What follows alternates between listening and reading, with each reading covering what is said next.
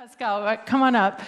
So Mario is the Managing Director, thank you, Managing Director of Digital Media and Emerging Business at Natcom. So thanks for joining. Thank you. So Mario, why don't we start out just really quickly, what is Natcom? Because not everyone probably knows. Natcom is a US-centric company. We are based in Miami. We have offices all around the world.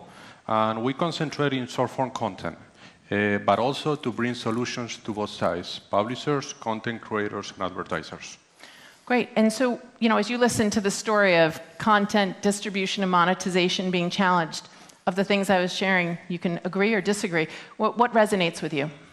I do agree a lot. I mean, we concentrate in short-form content, meaning we provide solutions to publishers. Well, one of the things that you have been talking about is about data. Data is extremely critical for everybody. For publishers, for example, to understand the audiences and to see how they can monetize more money in the website. Also for content creators to understand not only the trends of the audiences or the viewers, but also to understand when the viewers stop watching the content. If we make in real time a change, re-upload it, and we actually have 20% more of the viewers watching the content, we have a significant increase of revenue. And also for advertisers. Data is very important because if we actually understand who is watching the content and we can send them the right ad at the right moment, we have a lead generation.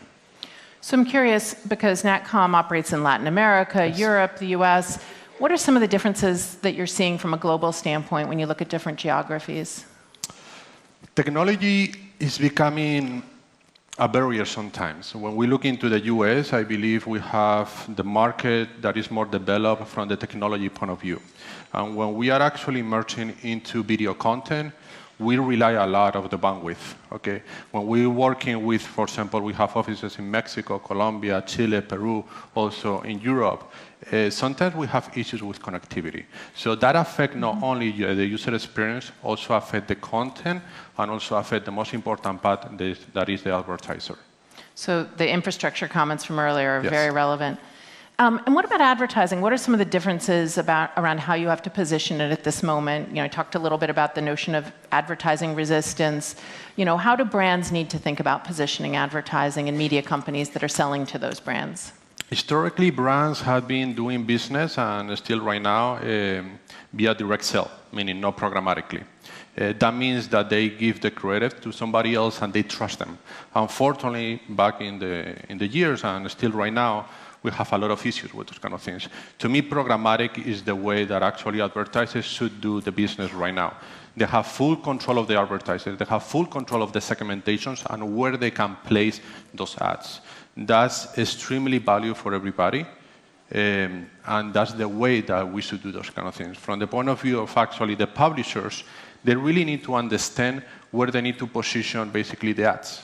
Sometimes the video player is below the fold, meaning in a place where the user is not watching the content, and basically the advertiser is paying for something that nobody's watching. So publishers, to really start making more money, they really need to understand that the viewers need to watch the content and they need to engage with that kind of content.